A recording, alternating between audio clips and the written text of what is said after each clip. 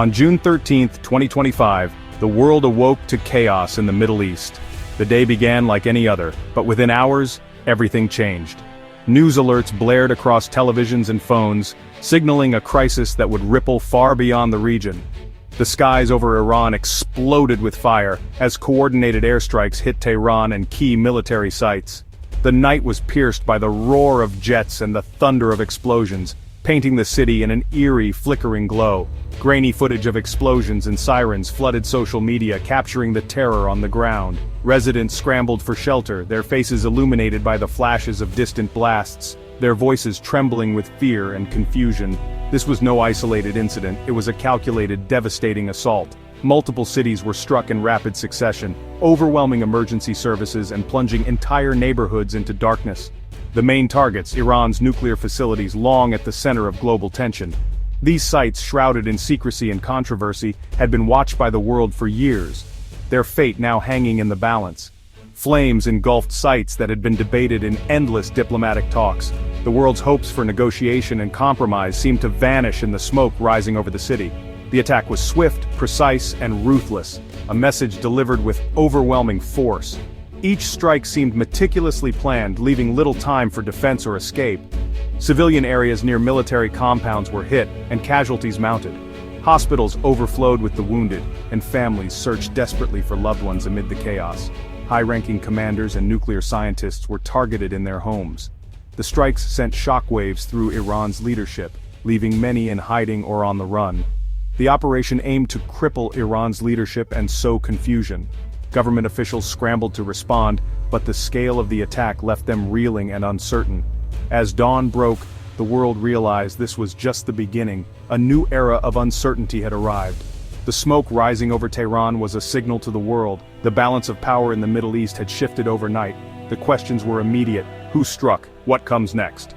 Governments convened emergency meetings and analysts scrambled to predict the consequences. Would this ignite a regional war? The world held its breath, watching as the Middle East stood on the brink of a conflict that could reshape history. Israel quickly claimed responsibility for the daring operation, codenamed Nation of Lions, signaling a new phase in the long-standing conflict. Years of relentless intelligence gathering, covert espionage, and cutting-edge technological innovation had all led to this pivotal moment in history.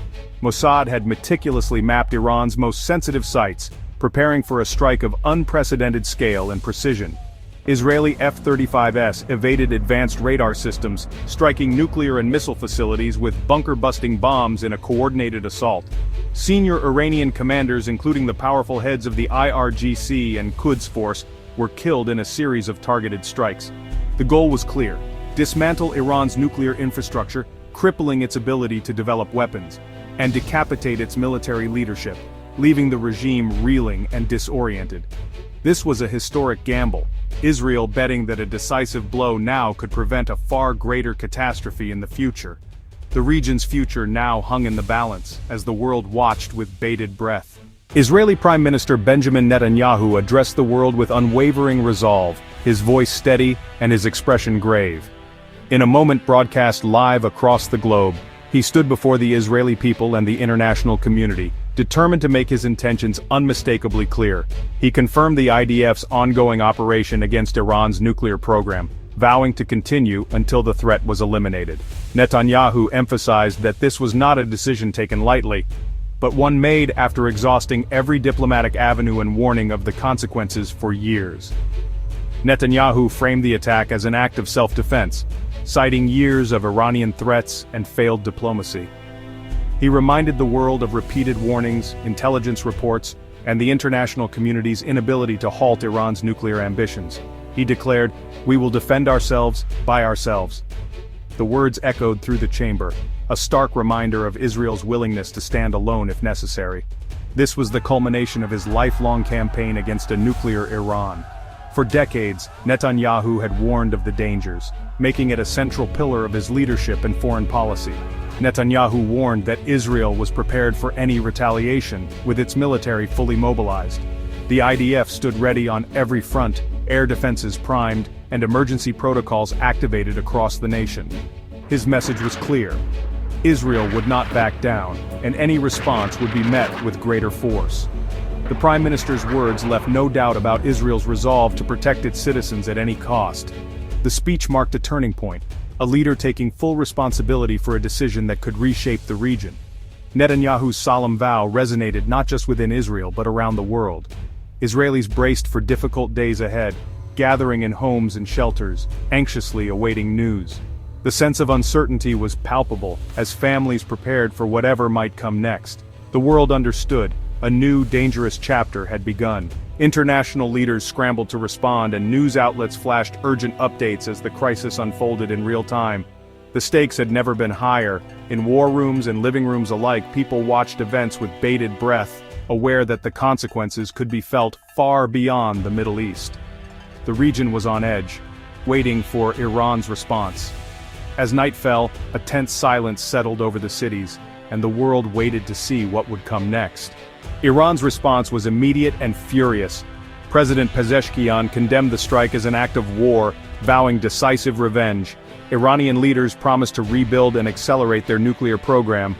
The attack unified the nation in anger, demanding retaliation. Yet Iran's leadership faced a dilemma: strike back hard and risk all-out war, or hold back and appear weak.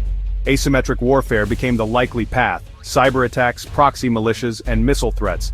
Hezbollah and other Iranian-backed groups prepared for action. Iran's defense minister warned that U.S. bases were within missile range. The military mobilized, and the world watched, bracing for Iran's next move.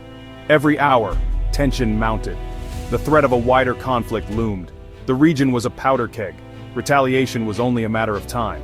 In Washington, the Israeli strike sent shockwaves through the heart of U.S. diplomacy, upending months of careful negotiations and delicate balancing acts. President Trump's administration, deeply invested in back-channel talks with Iran, was caught off guard. The sudden escalation threatened to unravel fragile progress and left senior officials scrambling for answers. Secretary of State Rubio, facing a barrage of questions, firmly insisted the U.S. had no role in the attack and had repeatedly urged restraint on all sides. The administration's message was clear, but doubts lingered both at home and abroad. The U.S. scrambled to contain the fallout, moving troops to high alert, reinforcing embassies and evacuating personnel from vulnerable bases across the region. The sense of urgency was palpable. Overnight, the administration's priority shifted from diplomacy to defense. The Pentagon braced for possible retaliation, and military planners worked around the clock to prepare for any scenario. A rift between U.S. and Israeli intelligence assessments quickly became clear. Israel warned of an imminent threat, while American analysts believed there was still time for diplomacy. The disagreement complicated an already volatile situation. American diplomats worked urgently, reaching out to allies and adversaries alike, hoping to prevent a wider escalation. Every phone call and meeting carried the weight of potential war. The administration found itself caught between its closest ally and the looming risk of a catastrophic regional war. The pressure on Washington was immense, with every decision scrutinized worldwide. The crisis exposed deep divisions within the administration and Congress, forcing the U.S. to walk a perilous line between support and restraint. The world looked to Washington for leadership, waiting to see if the U.S. could steer events away from disaster or be pulled into another conflict. But the path forward was uncertain, and the stakes had never been higher for American interests and global stability. With every hour, the risk of miscalculation grew. The Pentagon's somber briefings reflected the gravity of the moment. The risk of war was real and immediate, and Washington's next moves would shape the fate of the region and the world. The Israeli strike sent shockwaves through global markets and governments. Oil prices soared, stock markets plunged, and fears of a wider conflict rattled investors. The UN Security Council met in emergency session, but divisions stalled action. Middle Eastern capitals fortified defenses, bracing for possible attacks. The region was a tinderbox, one spark away from disaster. The IAEA's censure of Iran had been the final straw for Israel, convincing its leaders that diplomacy had failed. The strike came in a region already scarred by recent wars and fragile ceasefires. Now, all simmering tensions threatened to erupt at once. The world watched anxiously, fearing a multi-front war. The crisis had become global. As the dust settled, uncertainty gripped the world. Israel's strike had damaged Iran's nuclear program, but not destroyed it. Iran's retaliation was inevitable, its form unknown. Missiles, proxies, or covert attacks. Ordinary Israelis lived in fear, preparing for the worst. The crisis shattered hopes for diplomacy and exposed the limits of American influence. New alliances and old rivalries threatened to reshape the region. The risk of miscalculation was dangerously high. The world stood at a precipice, the future unwritten. The Israeli strike could be seen as necessary self-defense, or the spark for a devastating war. The old order was gone. The path ahead was shrouded in uncertainty. The world could only watch and hope for restraint.